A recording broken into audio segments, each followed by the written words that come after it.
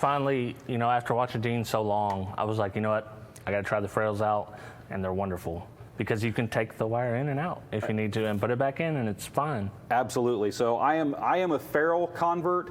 I know everyone here is, and I'd recommend any wire you're doing, I would recommend you get ferrules. You can buy them in any shop that's worth their grain of salt. They're going to have them to sell to you. You can buy them online. Not that it matters, but Amazon.com sells them. You can pick them up on Amazon.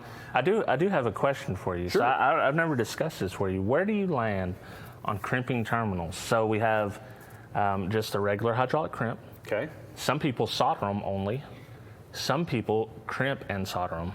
Okay, you really want my answer? I want your answer. All right, it's funny you just said that because that ties right into what Edud just asked. Was he put it will turn to powder on the ends if not sealed good, and I know exactly what Edud was getting at there.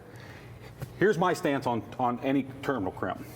First off, when you crimp something properly, whether you're using a hydraulic press or a hand crimper, whatever you guys, and I prefer all things being equal, I'd use a hydraulic press so it's equal pressure. I agree. That becomes a cold weld. If it's done properly, it is a cold weld. So that wire and that end kind of fuse together in a cold weld. So electrically, that's a great conductivity point. Now, the thing you've got to deal with is, no matter what you do at that point, there's still going to be micro areas that it's not connected. Yeah. And what can get into those areas? Moisture and oxygen. So for me, whenever I'm doing a terminal, I crimp, and then I go back and I use solder, and I fill the entire thing up with solder and come back so that, and you don't want to wick that solder too far back up the wire. You want to keep it there at the end, because if you wick out too far with the solder, you've now created a point where the wire can move here and it can't move here, and you've created a stress point where over time, just like a soda can or something wiggling it back and forth, you can break it. That is entirely possible. So you want to keep the solder right there at the end. You want to seal that up and then throw some heat shrink over that, preferably some with some adhesive in it or some glue.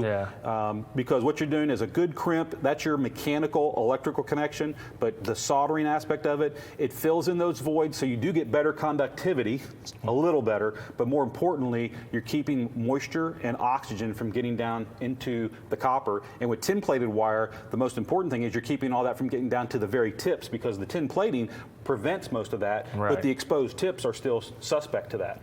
So for me, if I'm doing it, I'm going to do that. I'm going to do all three. I'm going to do a nice bond mechanically with a crimper. I'm going to solder that thing up, and then I'm going to put heat shrink over it. That's me. Okay, you never let me down, because I'm a cold weld guy. Now, I know a lot of people love just soldering the closed loop lugs, and I don't like that. Now, if you're talking about the old school lugs with the where you should just hammer them, you know what I'm talking about? I sure do, yes. Soldering those, okay. But the closed lugs, I like a cold weld because it's just a mechanical, it's one piece. And I think that adding, like you said, if you put the solder in too far, one, it makes it inflexible. Correct. Secondly, you're adding something in there to potentially oxidize.